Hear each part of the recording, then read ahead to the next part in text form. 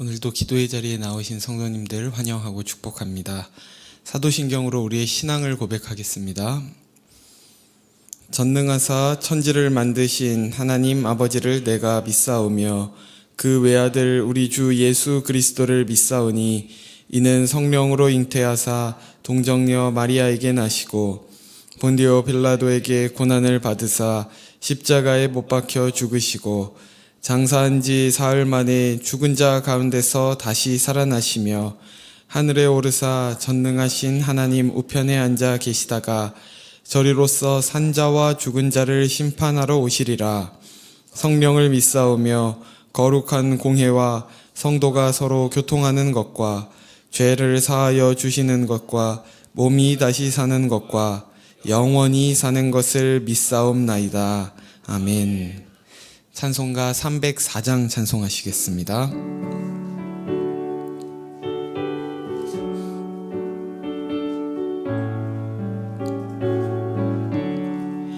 그 크신 하나님의 사랑 말로 다 형용 못하네. 저 높고 높은 별을 넘어 이 낮고 낮은 땅 위에 죄범한 영혼 구하려 그 아들 보내사 화목제물 삼으시고 죄 용서하셨네. 하나님 크신 사랑은 증명 다 못하네. 영원히 변치 않는 사랑 성도여 찬양하세. 괴로운 시절 지나가고 땅 위에 영화 쇠할 때 주 믿지 않던 영혼들은 큰 소리 외쳐 울어도 주 믿는 성도들에게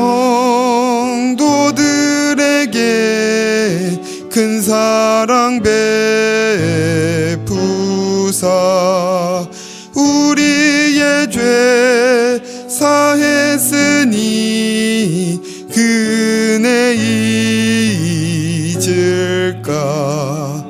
하나님 크신 사랑은 증명 다 못하네. 영원히 변치 않는 사랑 성도여 찬양하세.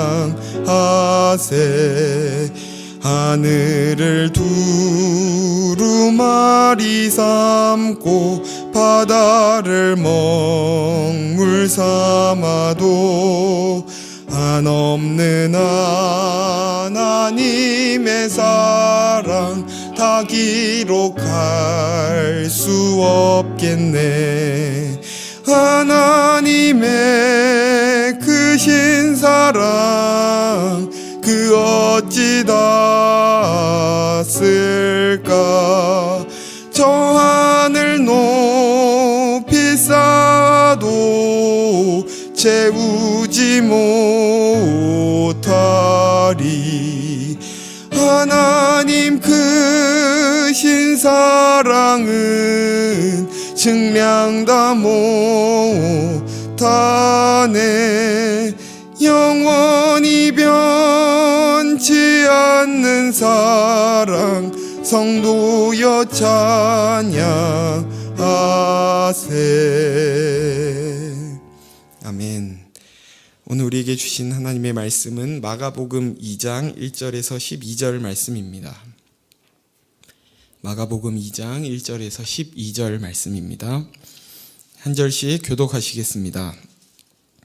수일 후에 예수께서 다시 가버나움에 들어가시니 집에 계시다는 소문이 들린지라.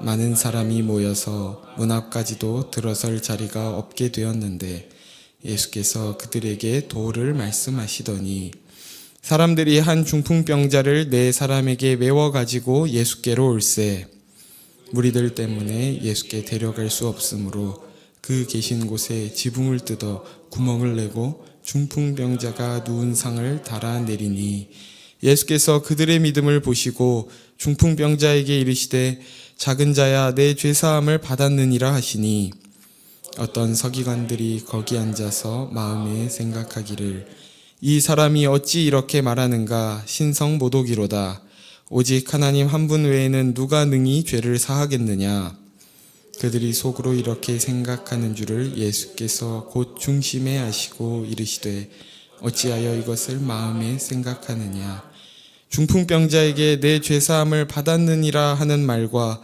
일어나 내 상을 가지고 걸어가라 하는 말 중에서 어느 것이 쉽겠느냐 그러나 인자가 땅에서 죄를 사하는 권세가 있는 줄을 너희로 알게 하려 하노라 중풍병자에게 말씀하시되 내가 내게 이르노니 일어나 내 상을 가지고 집으로 가라 하시니 그가 일어나 곧 상을 가지고 모든 사람 앞에서 나가거늘 그들이 다 놀라 하나님께 영광을 돌리며 이르되 우리가 이런 일을 도무지 보지 못하였다 하더라.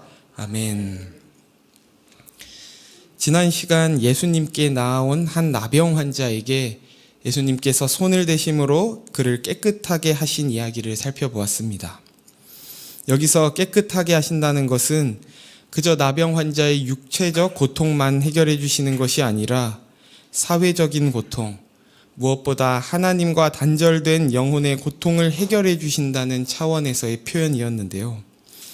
오늘 2장의 말씀에서도 이 피조물의 회복이 곧 죄사함과 밀접한 관련이 있다는 것을 더 분명하게 드러내고 있습니다. 1, 2절을 제가 다시 읽겠습니다. 수일 후에 예수께서 다시 가버나움에 들어가시니 집에 계시다는 소문이 들린지라 많은 사람이 모여서 문 앞까지도 들어설 자리가 없게 되었는데 예수께서 그들에게 도를 말씀하시더니 나병을 고침받은 사람은 그가 고침받은 일을 아무에게도 말하지 말라는 예수님의 경고에도 불구하고 동네방네에 소문을 냅니다. 이로 인해 마을에 들어가지 못할 정도로 유명해진 예수님은 며칠간 사람들을 피해 마을 외곽에 계시다가 다시 가버나움에 있는 한 집에 잠시 들어가 쉬고 계셨습니다. 이 집은 아마 베드로의 집이었을 것이라고 추측하는데요. 그 집에 계시다는 것도 금세 소문이 나버려서 문 앞에 수많은 사람들이 모이게 됩니다. 그리고 예수님께서는 다시 그들 앞에서 하나님의 말씀을 전하셨는데 그러던 중 당황스러운 일이 일어나게 됩니다. 우리 3, 4절을 함께 읽겠습니다. 시작. 사람들이 한 중풍병자를 네 사람에게 메워 가지고 예수께로 올세 무리들 때문에 예수께 데려갈 수 없으므로 그 계신 곳에 지붕을 뜯어 구멍을 내고 중풍병자가 누운 상을 달아내리니 한 중풍병자가 등장합니다. 이 중풍병을 원어의 의미 그대로 말하면 이 마비되었다는 뜻인데요. 그래서 온몸이 마비된 중풍병자는 도저히 자신의 힘으로는 예수님 앞에 나아갈 수 없었던 것이죠. 그래서 성경에서 이 중풍병이라고 할 때는 단순히 육체의 질병만을 말하는 것이 아니라 죄로 인해 영적으로 마비되어 하나님 앞에 나아갈 수 없는 이 상태를 상징하기도 합니다. 그런 중풍병자와 함께 네 친구들이 등장합니다. 사람이 너무 많아서 예수님께 중풍병자를 데리고 갈 수 없던 이 친구들은 집 위로 올라가서 지붕을 뜯고 구멍을 내어 중풍병자가 누워있는 상을 그 집 안으로 내리는 것이죠. 당시 지붕은 나무로 된 대들보에 집과 진흙을 덮어 놓은 형태였다고 하는데요. 이 친구들은 지붕의 진흙을 파내고 짚을 옆으로 치워 공간을 만들어 그 사이로 중풍병자를 내려보낸 것입니다. 여러분이 이 자리에 있다고 한번 상상해 보시면 굉장히 정신이 없는 상황이었다는 것을 알 수 있을 것입니다. 만일 지금 이곳에 천장에 구멍이 나고 머리 위로는 흙이 쏟아지고 또 시끄러운 소리가 난다면 굉장히 산만하고 심지어 불쾌할 수도 있는 그런 상황인 것이죠. 그렇게 완전히 무력했던 중풍병자는 내 친구의 손에 의해 예수님 앞에 이르게 되는데요. 그러자 예수님께서 중풍병자에게 어떤 말씀을 하시는지 우리 5절을 함께 읽겠습니다. 시작. 예수께서 그들의 믿음을 보시고 중풍병자에게 이르시되 작은 자야 내 죄사함을 받았느니라 하시니. 여기 중요한 논쟁거리가 한 가지 등장합니다. 예수님께서 그들의 믿음을 보시고 중풍병자의 죄를 사해 주셨다고 하는데 여기서 그들의 믿음은 누구의 믿음을 말하는 걸까요? 일반적으로 내 친구들의 믿음이라고 생각합니다. 왜냐하면 이 친구들이 한 행동이 있기 때문이죠. 그런데 그렇게 되면 우리가 아는 구원에 대한 이해와 부딪히는 부분이 생기는데 구원 또 죄사함은 오직 개인의 믿음으로만 얻게 된다고 하는 것입니다. 내 친구들의 믿음 때문에 중풍병자의 죄를 사하시고 구원하시는 것은 성경 전체에서 말하고 있는 구원과는 다른 이해인 것이죠. 그리고 또 한 가지 질문을 더 드리면 믿음이 있다는 것은 어떻게 알 수 있나요? 드러난 행동을 통해서 물론 알 수 있는 부분이 있습니다. 그러나 엄밀하게 말하면 우리는 누군가의 믿음을 판단할 수 없습니다. 아무것도 할 수 없어서 그저 누워있는 중풍병자라고 그에게 믿음이 없다고 단언할 수 없고 지붕을 뜯어 친구를 예수님께 데려다 놓는 열심을 냈다고 해서 이 내 친구의 믿음이 뛰어나다고 확언할 수도 없는 것이죠. 그러나 그 중심을 아시는 예수님은 이 내 친구들 뿐만 아니라 마비되어 있는 중풍병자 안에 있는 믿음도 보셨기 때문에 그의 죄를 사해 주신 것입니다.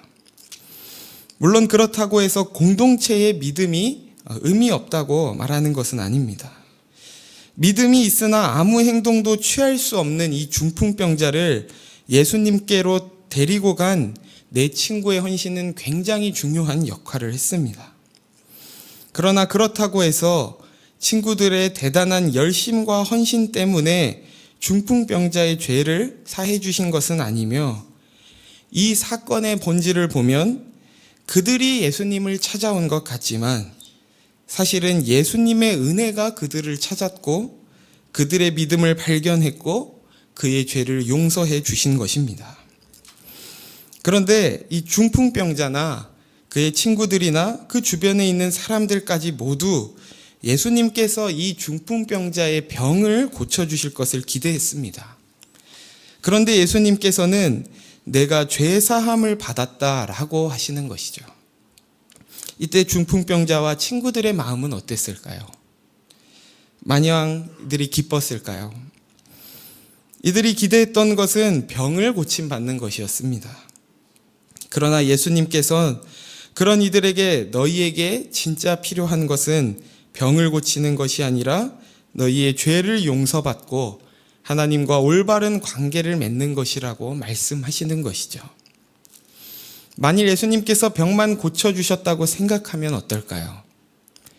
건강을 회복해서 잘 살다가 다시 병에 들고 결국 죽게 될 것입니다.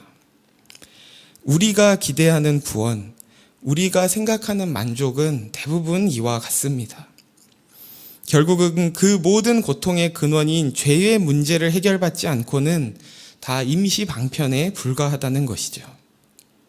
예수님께서는 병을 고치는 그의 능력에 현혹되고 열광하는 이들에게 자신은 이런 증상을 고치기 위해 온 것이 아니라 너희의 근원적인 문제, 근원적인 필요인 죄를 사하는 권세를 가진 하나님의 아들로 오셨다는 것을 나타내기 원하셨습니다. 성도님들께서 오늘 이 자리에 가지고 나오신 문제는 무엇인가요? 그 문제가 정말 우리의 문제인지 생각해 보기를 원합니다. 그 문제가 해결되면 더 이상 바랄 것이 없는 그런 문제이신가요? 여러분의 그 소원이 성취되면 정말로 만족할 수 있으신가요? 예수님께서는 우리 안에 있는 더 깊은 문제를 해결해 주기 원하십니다. 표면으로 드러난 모든 문제의 근원인 죄의 문제를 사하시는 주님 앞에 나아가 죄사함의 기쁨과 감격을 다시 회복하는 저와 성도님들 되시길 주의 이름으로 소원합니다. 그렇게 예수님께서 중풍병자의 죄를 사하신다는 말씀을 하자 그곳에 있던 서기관들은 하나님 외에 누가 죄를 사한다고 할 수 있냐며 그가 신성모독을 한다고 마음에 생각합니다.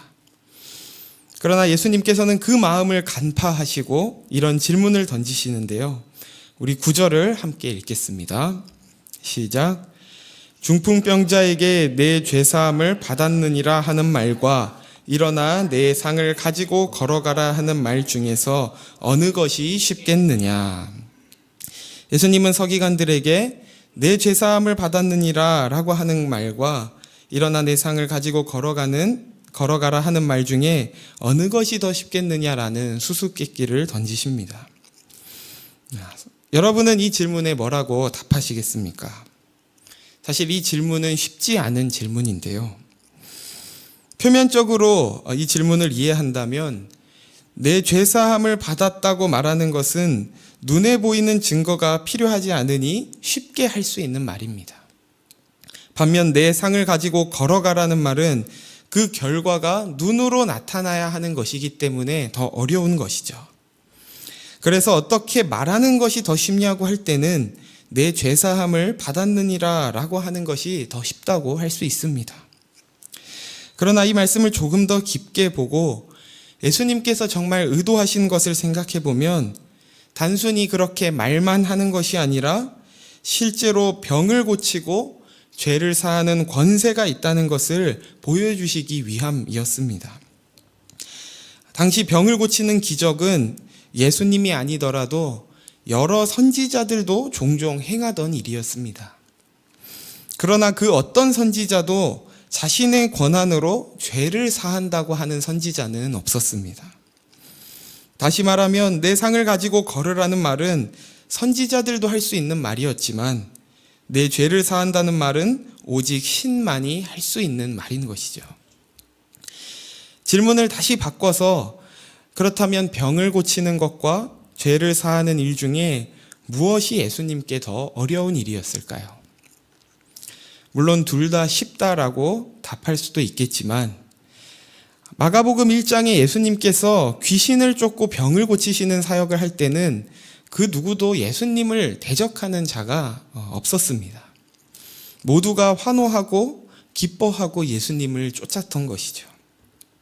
그러나 예수님께서 오늘 이 중풍병자의 죄를 사한다는 말을 하시자마자 그 말로 인해서 예수님을 대적하고 비난하는 자들이 등장하게 됩니다.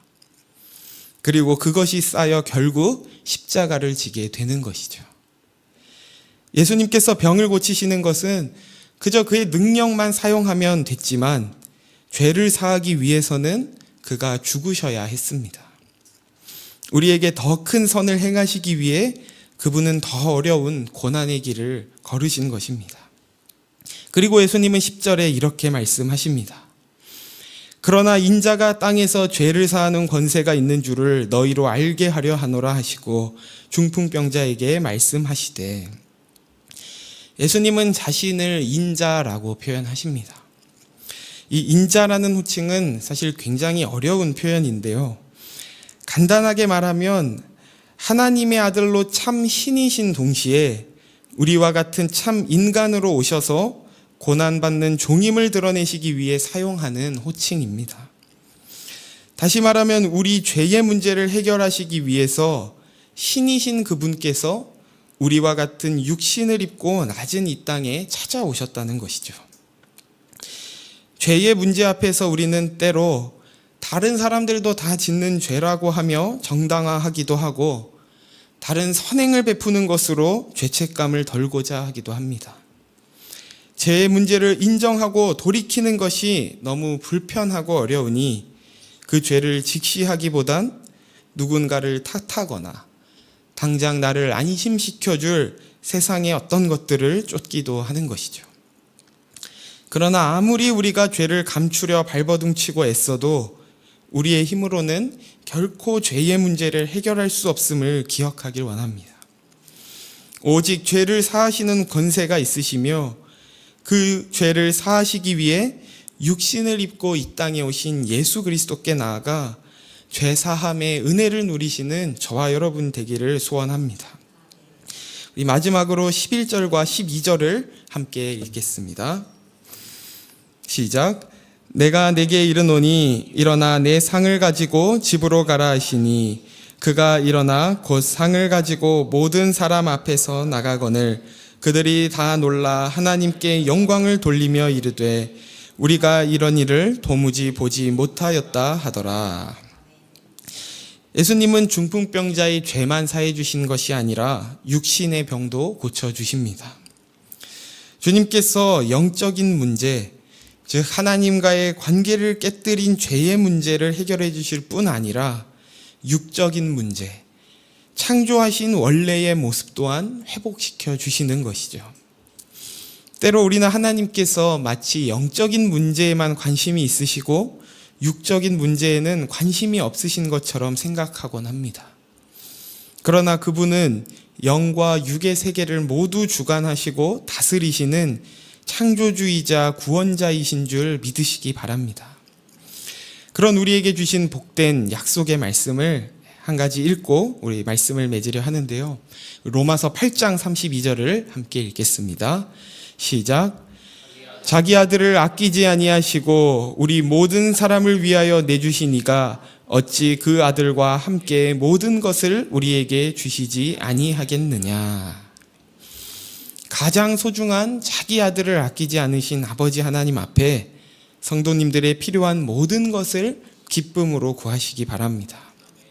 성도님들이 필요하다고 생각하시는 그것보다 더 필요한 것으로, 더 좋은 것으로 채워주실 주님이심을 믿고 나아갈 때 모든 죄와 사망의 고통으로부터 건지시는 그 주님을 경험하시기를 예수님의 이름으로 축원합니다. 이 시간 말씀을 생각하며 세 가지 기도 제목으로 함께 기도하길 원하는데요. 첫 번째로는 죄의 증상만이 아닌 죄의 문제를 해결해 주시는 주님 앞에 나아가 죄사함의 은혜를 누리게 하소서라고 기도합시다. 두 번째로는 영과 육을 주관하고 다스리시는 주님 앞에 우리의 모든 필요를 간구할 때 주님이 보시기에 가장 좋은 것으로 채워지는 우리의 삶이 되게 해달라고 기도합시다. 마지막으로는 우리 다음 세대 겨울 사역을 위해 기도할 때 오늘부터 중등부와 고등부 겨울 수련회가 시작하게 됩니다. 중고등부의 모든 지체가 성령 안에서 하나 되게 하시고 하나님의 크신 사랑을 풍성히 누리는 이 수련회가 될 수 있도록 인도해 달라고 우리 나눈 세 가지 기도 제목을 가지고 함께 기도로 나아가겠습니다.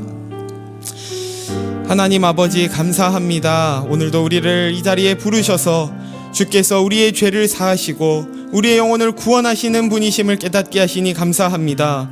우리는 때로 겉으로 드러난 삶의 문제만을 가지고 씨름하며 그것을 위해 주님 앞에 나아갈 때가 많지만 그런 우리에게 우리의 진짜 필요는 그 문제보다 더 깊은 죄의 문제라고 말씀하시며 그 죄를 사해 주시는 분이심을 우리에게 나타내 주셨으니 그 주님 앞에 나아가 우리가 먼저 죄사함의 은혜와 죄사함의 감격을 누리게 하여 주시옵소서. 하나님, 주님께서 우리의 영의 문제만 관심 있으신 것이 아니라 우리의 육의 문제에도 관심이 있으시며 우리의 모든 필요를 채워주시는 주님이신 줄 믿습니다. 그 주님 앞에 우리의 모든 필요를 간구하며 나아갈 때에 우리가 보기에 좋은 것을 넘어 주님께서 보시기에 가장 좋은 것으로 채우시는 우리의 삶이 되게 하여 주옵소서. 하나님, 오늘부터 진행되는 중고등부 수련회